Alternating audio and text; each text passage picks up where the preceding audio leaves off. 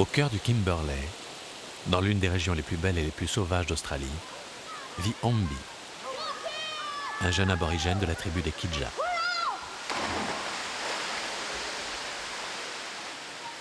Les aborigènes pensent que les rêves des enfants sont des messages que leur envoient les esprits pour déterminer leur vie future.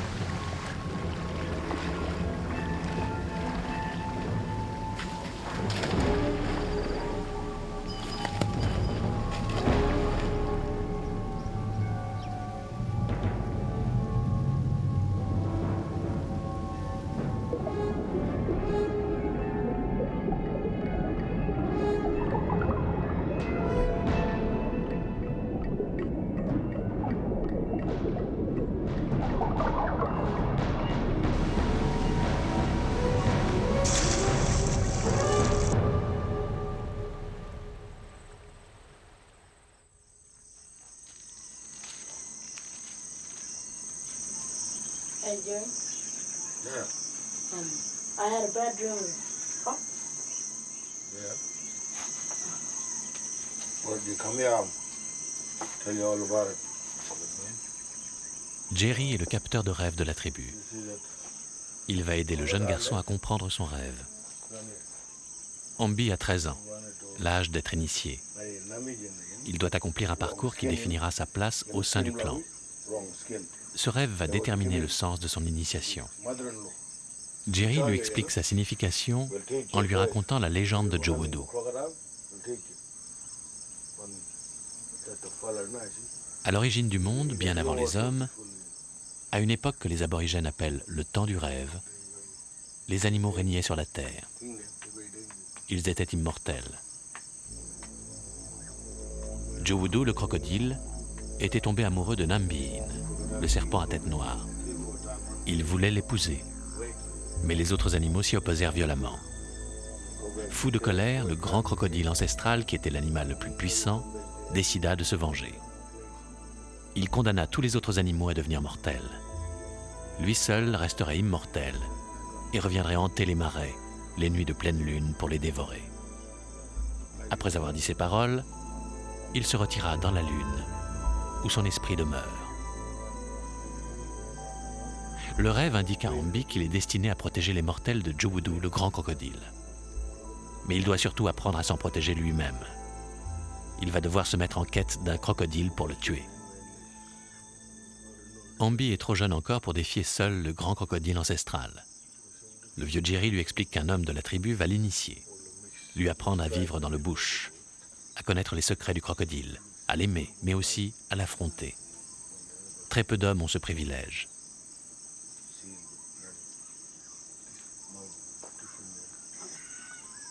Ambi a été choisi. C'est à lui de défendre les animaux et les autres hommes des terribles colères de Jowodo.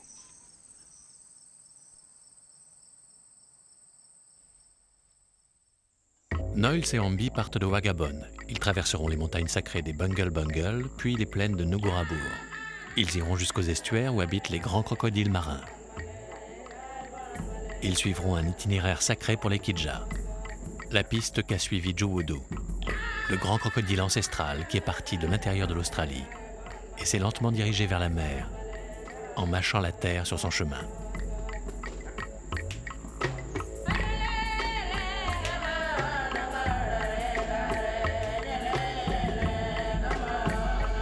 Avec Noils, Ambi doit passer là où le crocodile a posé ses pas, parce que chacun de ses pas a créé une partie du monde. Pour ce voyage, ils n'emporteront rien, et seul Noils est vêtu du naga, le pagne de l'homme initié.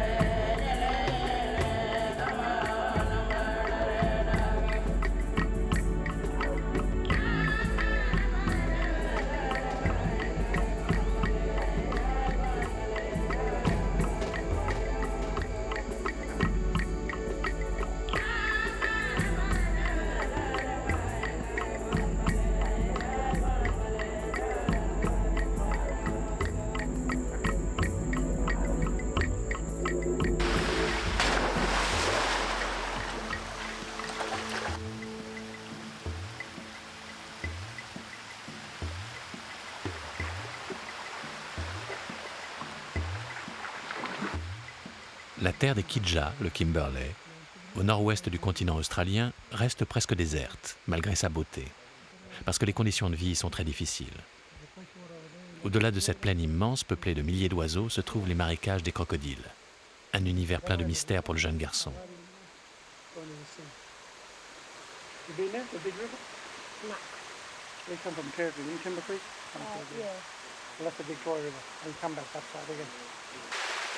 Noyles dessine sur le corps d'Ombi les signes qui le protégeront, avec de l'argile blanche, l'oka sacré des aborigènes. Cette terre précieuse que les femmes récoltent à la surface des lacs asséchés.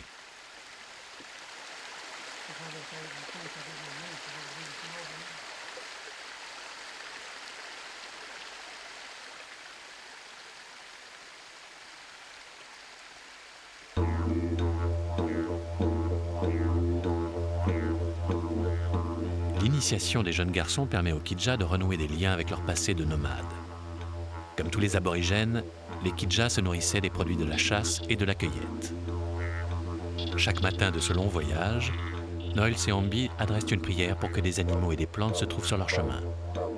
Ainsi, ils ne manqueront pas de nourriture. L'univers répond toujours à leurs demandes silencieuses.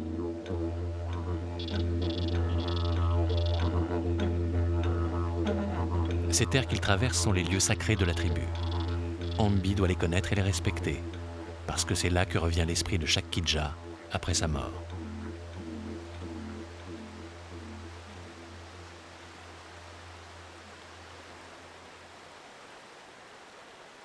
La terre qu'ils foulent est composée de la poussière de leurs ancêtres. Pour les aborigènes, les êtres ne meurent pas, ils se transforment.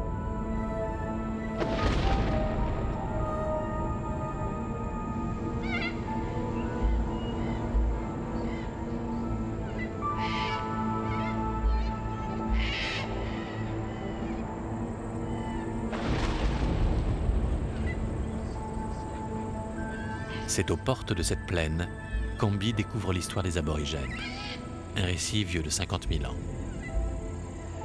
Lorsque la terre était encore plate, un immense auvent flottait dans le ciel.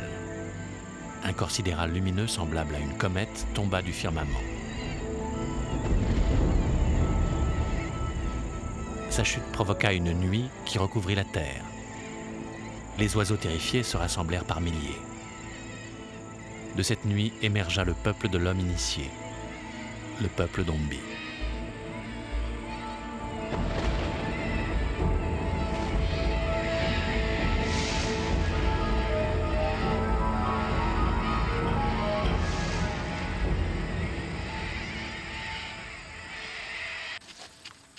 Noyles apprend à Ombi comment repérer une plante bonne à récolter sans l'arracher, pour en manger la racine.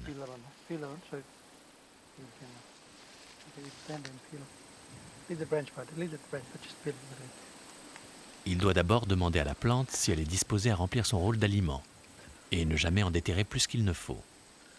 Et si on arrache une plante avant sa maturité, il faut la replanter. Les Kidja ne plantent rien et ne participent à aucune récolte. Ils parcourent le bush en sachant que chaque jour ils recevront ce dont ils ont besoin pour se nourrir.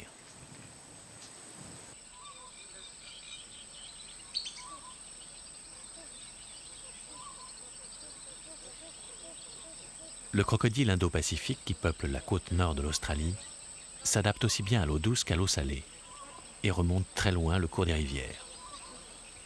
Peu d'hommes osent les traverser.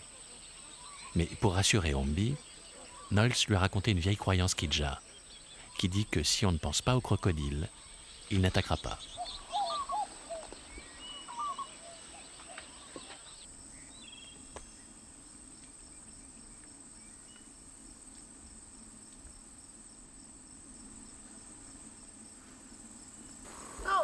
Oi, come here.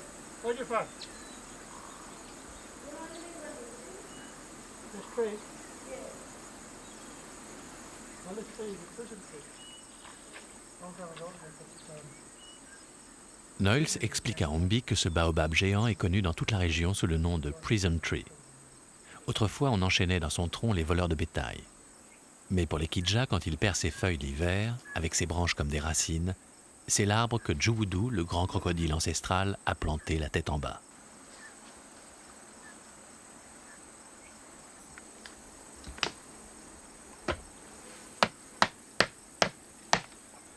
La noix du baobab est un aliment précieux.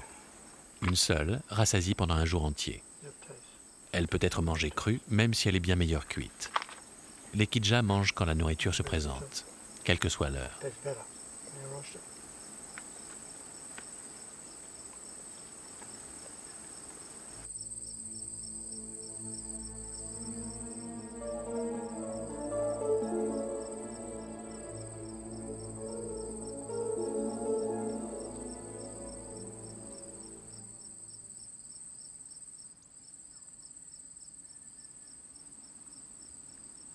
Hey, Terence, look. What? Two emu. Baby emu. Come here. Give him some seed my ketchup. Go. Ambi a été désigné pour protéger les animaux. Il doit donc apprendre à connaître et aimer tous ceux qui peuplent son territoire. L'émeu est un grand oiseau puissant qui ne vole pas. Il habite loin des hommes. En passant dans les grandes herbes, avec ses longues plumes, il récolte les graines et les dépose plus loin sur son chemin. Il assure ainsi un ensemencement naturel. C'est pourquoi, pour les aborigènes, il est le totem de la fertilité.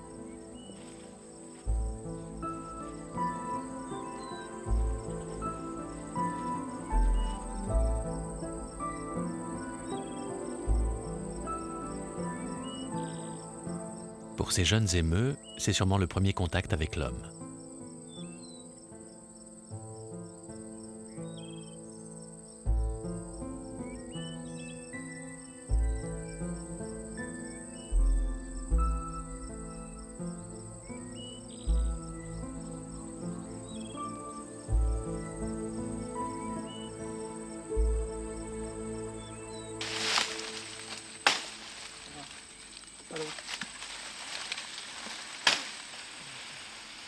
Noyles enseigne à Ambi les gestes de ses ancêtres nomades. Quand il n'y a pas de grotte aux alentours, le jeune garçon doit être capable de dresser un wilja, l'abri traditionnel. Même si aujourd'hui la plupart des aborigènes sont sédentarisés et habitent des villages, à travers ces gestes simples qu'ils se transmettent, ils se réapproprient leur histoire. Certaines tribus, comme les Kidja, utilisent la télépathie pour communiquer entre eux, à travers ces immenses plaines. Mais seuls les esprits purs peuvent s'ouvrir aux pensées. Pendant son initiation, pour transmettre et recevoir des messages, Ambi doit apprendre à ne rien cacher.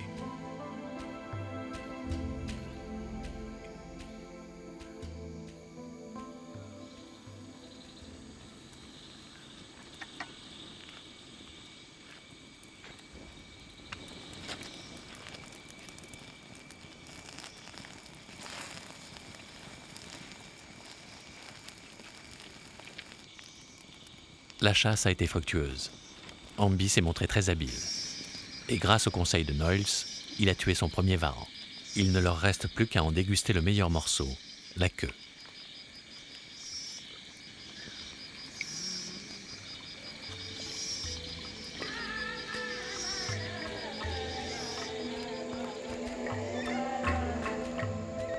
Après plusieurs jours de voyage, c'est à l'aube qu'Ambi découvre enfin avec émerveillement l'estuaire où habitent les grands crocodiles marins. Un instant magique qui récompense sa persévérance.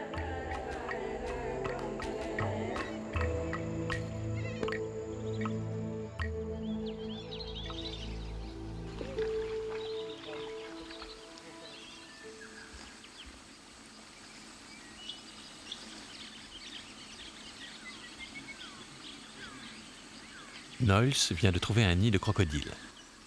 Il explique à Ambi qu'il doit rester vigilant quand il s'en approche. Si les œufs n'ont pas éclos, ça peut être dangereux, car la mer reste à proximité pour les protéger.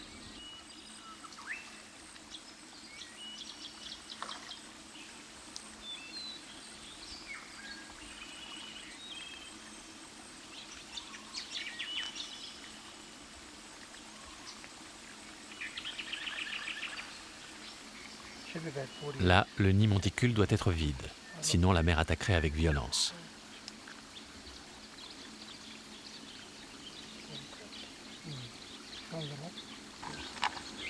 I got one. You want? Noyles découvre un bébé abandonné. Les petits restent parfois prisonniers parce qu'ils sont trop faibles pour sortir du nid.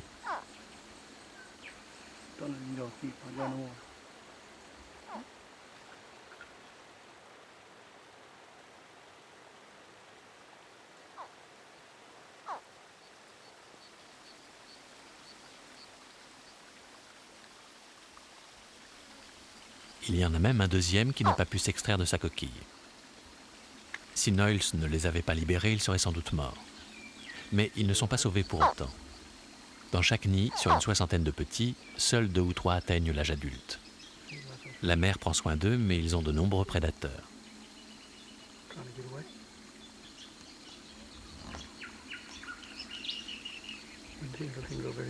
La longévité de l'espèce, de 100 millions d'années, prouve sa grande capacité d'adaptation. C'est peut-être pour cela que les Kidja pensent que le crocodile est immortel.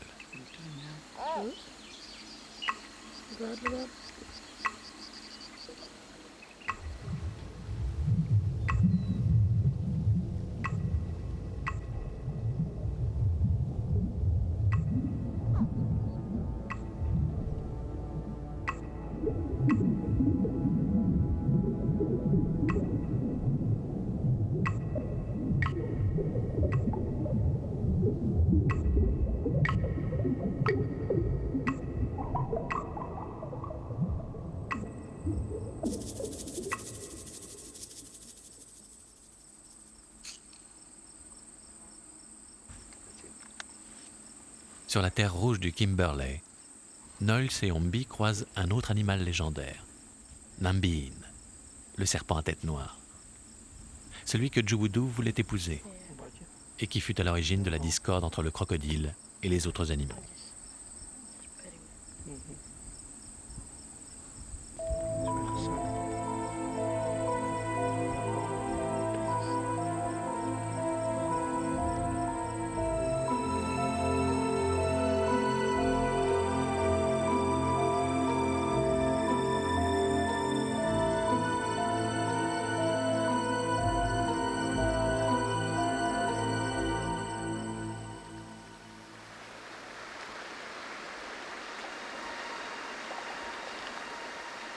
Noyles a repéré un crocodile.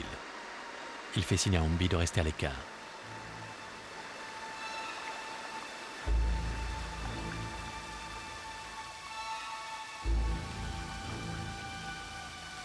Ce crocodile mesure au moins 2 mètres. Il est très dangereux. Il est difficile de tuer un crocodile parce que son cerveau, gros comme une noix, est protégé par 2 cm d'os.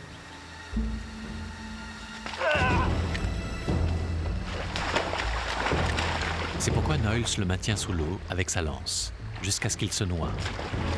Le combat peut durer plusieurs heures.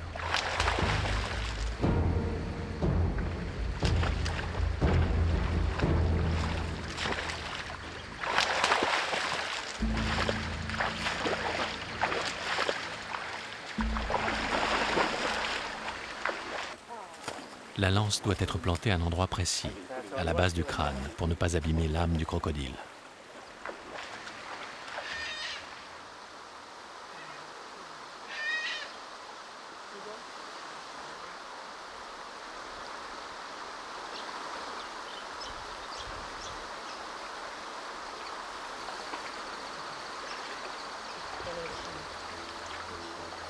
Noyles a dit à Ombi que ce n'était pas grave de tuer un crocodile, parce que pour eux, les Kidja, la vie est un cycle éternel.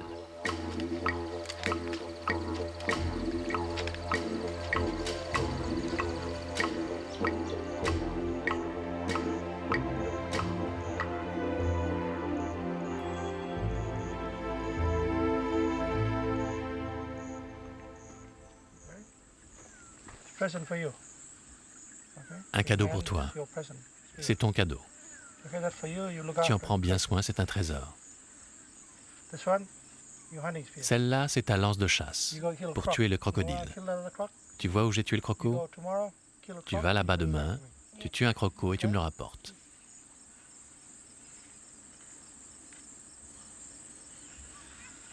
And kick him, go straight, Frappe fort. hard.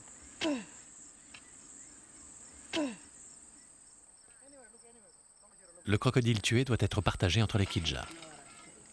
Les femmes veillent à ce que la préparation se déroule comme le veut la tradition. You don't know traditionally. Yeah, turk lagi jadi turk lagi. On enterre le crocodile sous la cendre, puis on rallume un grand feu par-dessus. La cuisson dure au moins 5 heures.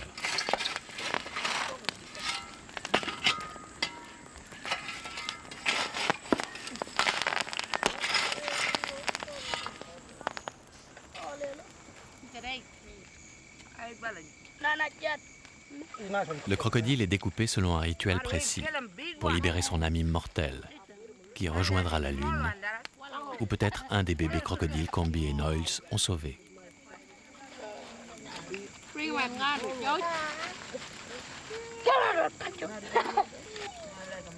Cette nuit est la dernière nuit avant l'ultime épreuve d'Ombi. Il doit consommer la chair du crocodile pour se nourrir de sa force et être capable de l'affronter.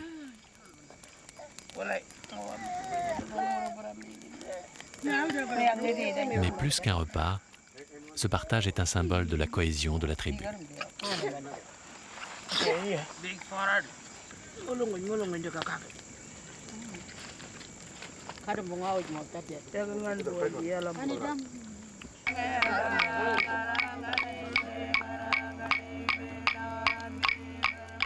Les aborigènes pensent que la voix n'est pas faite pour parler. Ils ont leur cœur pour ça. La voix est faite pour chanter, pour célébrer et pour guérir. Cette nuit, les chants célèbrent l'âme immortelle du crocodile qui veille, dans la lune, à ce que le monde poursuive son cycle éternel.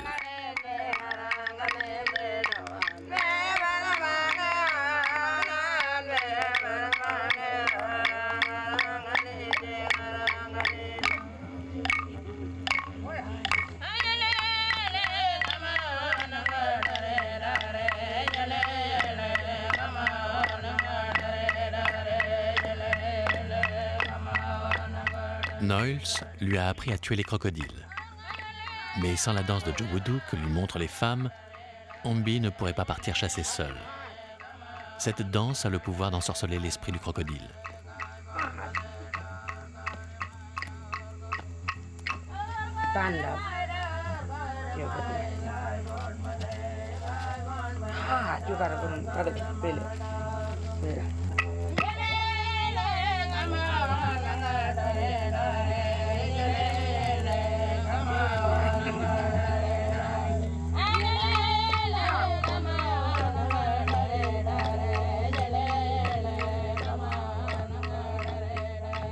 Demain, Ombi doit refaire seul le voyage accompli avec Noyles, sur les traces de Jowoodoo.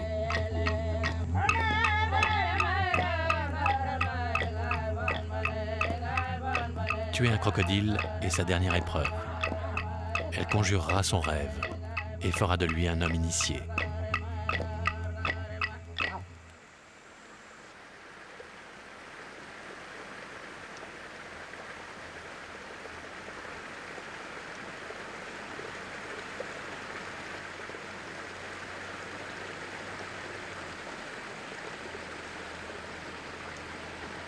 Les esprits des enfants semés par le rêve engendrent un nom et un chant qui enrichit la mémoire de la terre.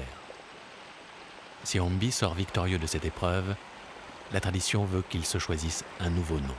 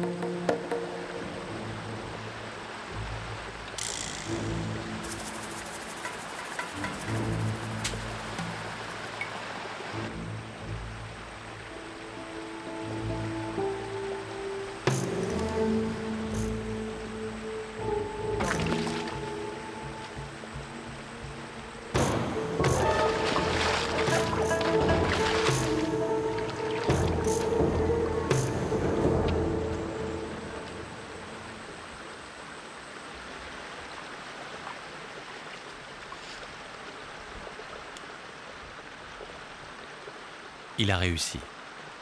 Il a montré qu'il était capable de contribuer à la vie de l'univers en exerçant un don singulier, combattre le crocodile pour protéger les autres animaux. La terre le nourrira. Elle lui donnera sa force, mais il ne devra jamais s'en éloigner. Cela le couperait de sa tribu et du temps du rêve.